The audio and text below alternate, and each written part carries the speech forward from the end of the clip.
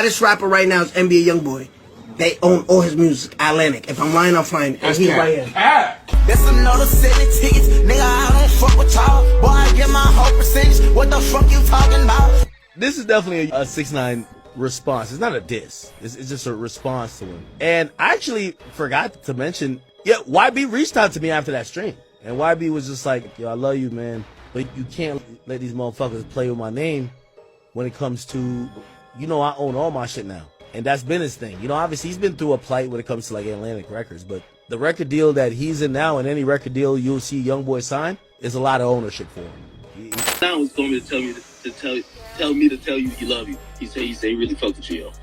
Man, Shorty a real nigga. Shorty just seen me and greeted me. You hear me? Yeah, but yeah, man. Hey, most niggas be scared to come up to us. For what? Mellow, that's what NBA YoungBoy right now, right? I don't know if it's his little thing, whatever. Suck on that balcony on that chair for $100. Jesus Christ. I told her I got 100 for you, that's all I got. Yeah, he got a deal.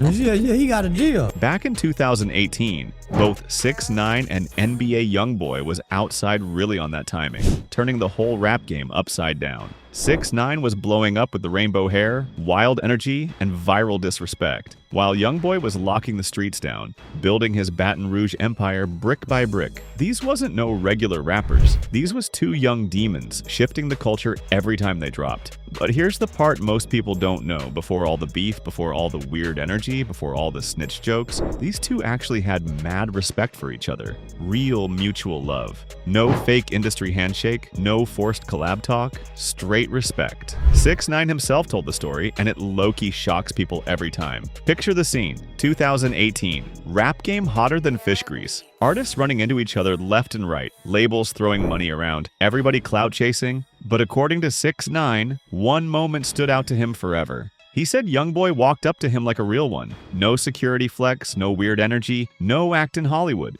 YoungBoy approached him proper, dapped him up, showed love, kept it pushing. Exactly how a street dude who's solid moves in a room full of eyes. And 6ix9ine even admitted it straight up. He called YoungBoy a real now. Said most artists be scared to even walk up to him because of the chaos around him. But YoungBoy wasn't scared, wasn't acting brand new, wasn't ducking smoke. He was cool, calm, and solid. Exactly the type of vibe that made the streets of mic with him heavy. 6ix9ine said YoungBoy was honestly one of the coolest dudes he ever met in the industry. No ego, no fear, no weird industry energy. Just a young superstar showing another young superstar genuine respect. And that's why this beef is so wild now, because it ain't two random rappers going at it. This is real respect turned real warfare, and the timeline from Love to Smoke is crazy. Someone that you had a perception in your head that might be negative, that you met, and then they completely proved you wrong.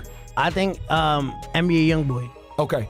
So I thought NBA YoungBoy, like, you know, had a, like, want to be down. Like, how I say, like, I met him at a basketball game, but this is before Cooperation. Okay, what year? Oh, this is like 2018-ish? Like, yeah, I just walked up to him by myself. Oh shit. He said it. I got it right here. You want to see it? So We believe he's like, yo, I walked with 6ix9ine. He mad cool. He came up to me by himself. And this in New York City? No, it was in LA. LA, okay. I'm gonna see. I saved it, but NBA YoungBoy, he's pretty down to earth. Mm-hmm. I think just misunderstood, bro.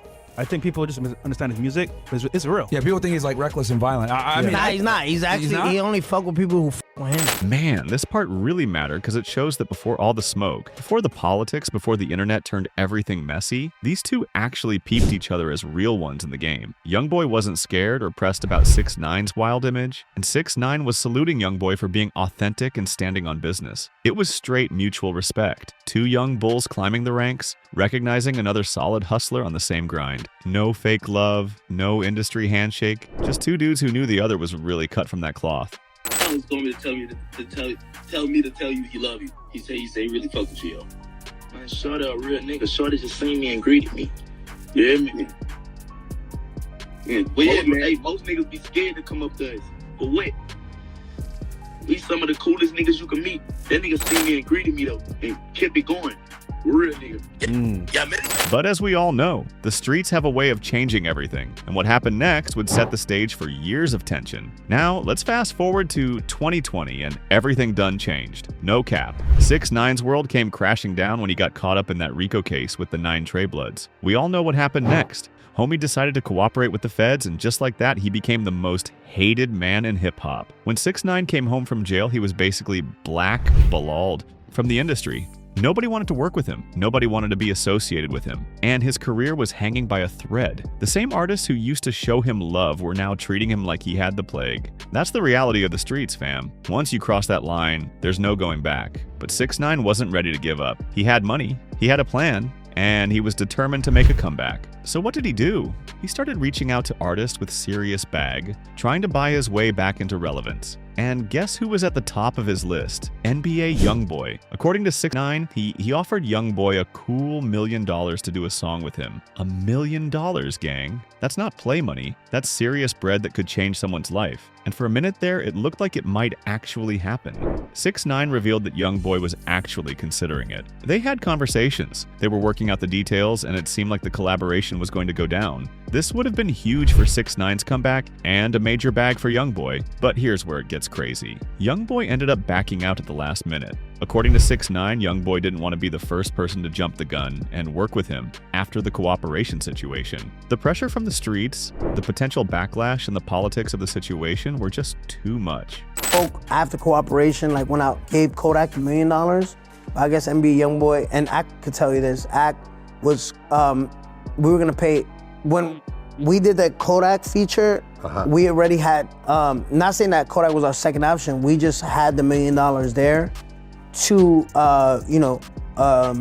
do the video with fume vapes and all that shit. But I guess NBA YoungBoy was, I guess he didn't want to be the first person to jump, the gun. But wait, it gets even more complicated.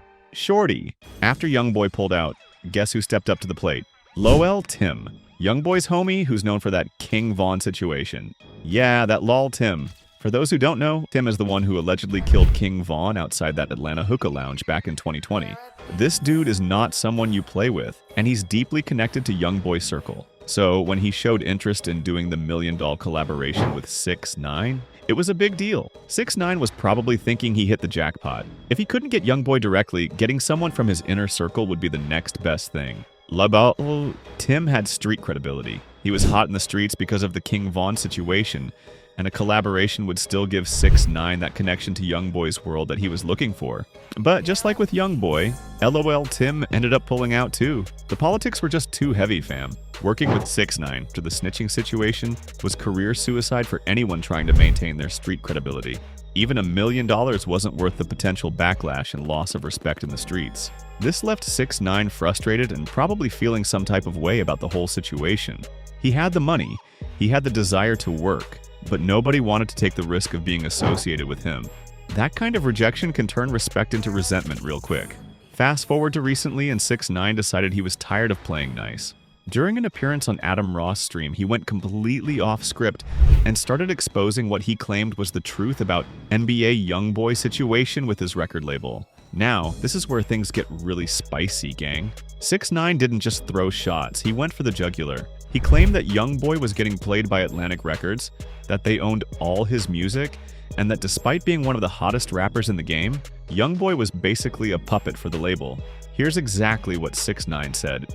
Hottest rapper right now is NBA YoungBoy. They own all his music, Atlantic. If I'm lying, I'm fine. And he's right here. Cap. This was a direct attack on YoungBoy's credibility and his business acumen. In hip-hop, owning your masters and having control over your music is everything. It's the difference between being a boss and being an employee. So for 6ix9ine to publicly claim that YoungBoy didn't own his music was basically calling him a fraud. But 6ix9ine didn't stop there. He went on to explain how the label system works, how artists get trapped in these deals, and how they end up having to sell their catalogs just to get liquid cash. He was basically giving a masterclass on how the music industry exploits artists, using YoungBoy as his prime example. The timing of this was crucial too. YoungBoy has been very vocal about his issues with Atlantic Records, and there have been ongoing rumors about his contract situation. So 6ix9ine wasn't just throwing random shots, he was hitting where it hurt the most. Now, if you know anything about NBA YoungBoy, you know he's not the type to let disrespect slide. When 6ix9ine made those claims about his music ownership, YoungBoy had to to respond,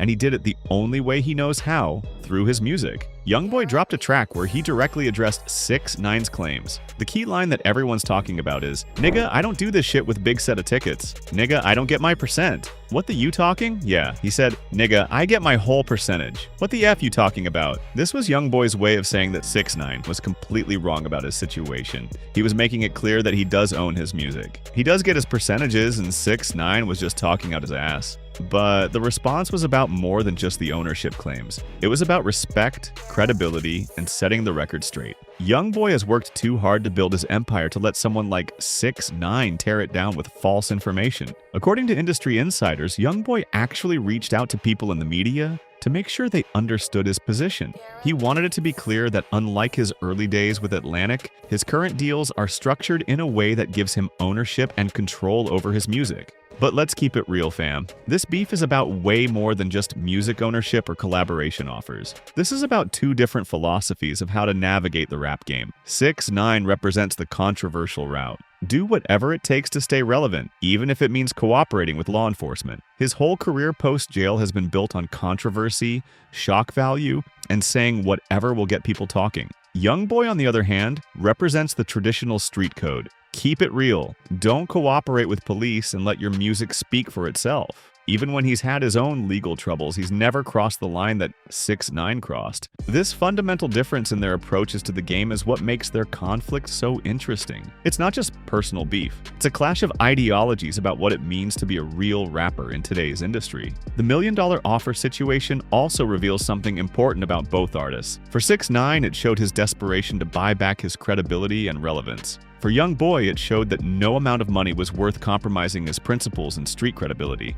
Now, let's talk about the elephant in the room, the label situation that 6ix9ine exposed. While his delivery was messy and clearly motivated by personal beef, some of his points about the music industry were actually valid. The reality is that most artists, especially early in their careers, do sign deals that heavily favor the labels. Atlantic Records, like most major labels, has a history of signing artists to deals that give the label significant control and ownership over the music. However, YoungBoy's situation is more complex than 6ix9ine made it seem. While he may have had unfavorable terms early in his career, his recent deals have been structured much differently. As his leverage and popularity have grown, so has his ability to negotiate better terms. The key difference between YoungBoy and many other artists is his incredible work ethic and output. He's released hundreds of songs, multiple projects per year, and has built a fan base that's incredibly loyal. This gives him leverage that most artists don't have. When you're dropping as much music as YoungBoy does and it's all performing well, labels have to respect your position. You're not just another artist they can control. You're a money-making machine that they need to keep happy. So there you have it, gang. The complete saga of 6ix9ine versus NBA YoungBoy. From mutual respect in 2018 to $1 million offers to public beef in 2024, this story has everything. Street politics,